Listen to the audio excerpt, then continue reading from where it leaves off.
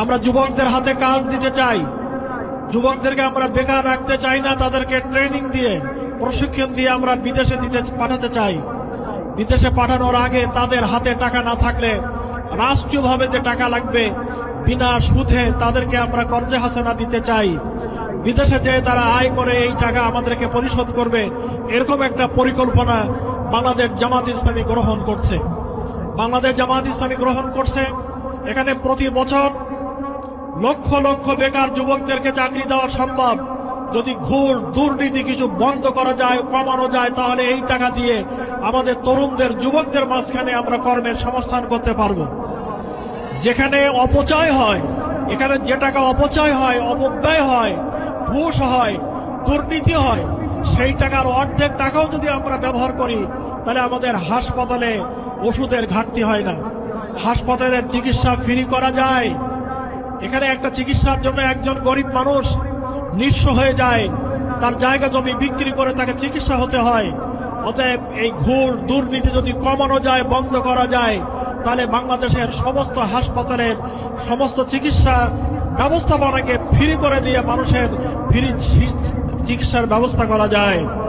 এখানে শিক্ষা প্রতিষ্ঠানে একেবারে শুরু থেকে নিয়ে শেষ পর্যন্ত লেখাপড়া শেখার জন্য বিনা বেতনে এখানে শিক্ষা কার্যক্রম চালু করা যায়। এখানে বার্ধক্য ভাতা যাদেরকে দেওয়া হয় তার পরিমাণ বাড়ানো যায়। নতুন করে আবার যারা একেবারে পঙ্গু দুস্থ তাদের মাঝখানে বার্ধক্য ভাতা আরো বৃদ্ধি করা যায়। রাস্তাঘাট, কালভার্ট, ব্রিজ, শিক্ষা প্রতিষ্ঠান এগুলো উন্নয়ন করা যায় যদি দুর্নীতি কমানো যায়।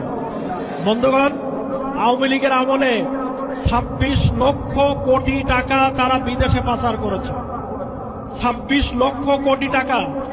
একটা দেশের বাজেট হলো 8 লক্ষ কোটি টাকা। 8 লক্ষ টাকা কোটির অর্ধেক টাকা চলে যায় ঋণ পরিশোধ করার জন্য, মাত্র কাজের আগে 4 লক্ষ কোটি টাকা। আর আওয়ামী লীগ এই 15-16 বছরে লুটপাট করেছে 26 লক্ষ কোটি টাকা। এই 26 লক্ষ কোটি টাকা যদি আমরা দেশে খরচ করতাম তাহলে বাংলাদেশ সিঙ্গাপুর নয়, সিঙ্গাপুরের চেয়ে আরো সুন্দর দেশে পরিণত করা যেত। অতএব যারা ভূমি দখল করে, যারা লুটপাট করে, যারা জোর জুলুম করে, ঘাট দখল করে, ঘের দখল করে, দখলবাজ এবং চাঁদাবাজদের কবল থেকে বাংলাদেশকে মুক্ত করে যদি সৎ এবং যোগ্য ব্যক্তিদের হাতে নেতৃত্ব তুলে দেওয়া যায় তাহলে এই বাংলাদেশ সিঙ্গাপুরের চেয়ে আরো সুন্দর দেশে পরিণত হবে ইনশাআল্লাহ। বন্ধুগণ, সাতক্ষীরার মানুষ সাক্ষী। তারা কাজী শামসুর রহমান সাহেবকে দেখেছে, তারা অধ্যক্ষ মাওলানা আব্দুল খালেক সাহেবকে দেখেছেন, রিয়াসাত সাহেবকে দেখেছেন, গাজী নজরুল সাহেব, অ্যাডভোকেট আনসার সাহেব সহ 2 জন মন্ত্রীকে দেখেছেন, আমাদের বাংলাদেশের সমস্ত এমপিদেরকে দেখেছেন। কোন পত্র পত্রিকায় শত্রুদের মুখ থেকেও জামাতের কোন এমপি এবং মন্ত্রীর বিরুদ্ধে 1 টাকার দুর্নীতির খবরে পর্যন্ত আমাদের কাছে নাই। বন্ধুগণ, অতএব যারা আল্লাহকে ভয় করে, যারা আল্লাহকে ভয় করে, যারা আল্লাহর কাছে জবাবদিহি করতে হবে এই অনুভূতি নিয়ে যারা কাজ করে তাদের পক্ষেই সম্ভব। আমরা যদি আল্লাহর কোরআনের আইন দিয়ে দেশ পরিচালনা করি, ঈমান এবং তাকওয়ার পথে যদি নেতৃবৃন্দ দেশকে পরিচালনা করে, আল্লাহ রাব্বুল আলামিন ওয়াদা করেছেন, আমি আসমান এবং জমিনের বরকতের দরজা তোমাদের জন্য আমি খুলে দেব।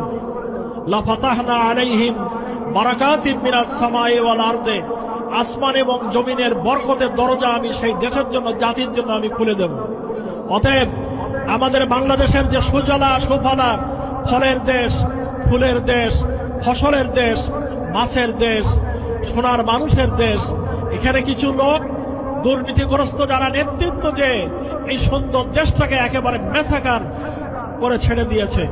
অতএব আপনারা কি দেশকে বদলাতে চান? আপনারা কি নতুন বাংলাদেশ দেখতে চান? আপনারা কি কোরআনের বাংলাদেশ দেখতে চান?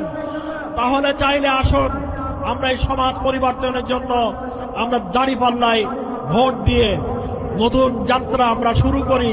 আল্লাহ রাব্বুল আলামিনের মেহেরবানি হলে, আল্লাহ তাআলা তৌফিক দিলে, আল্লাহ মেহেরবানি করলে এই বাংলাদেশ 5 বছরের ভিতরে অনেক বড় পরিবর্তন এখানে আনা যাবে ইনশাআল্লাহ।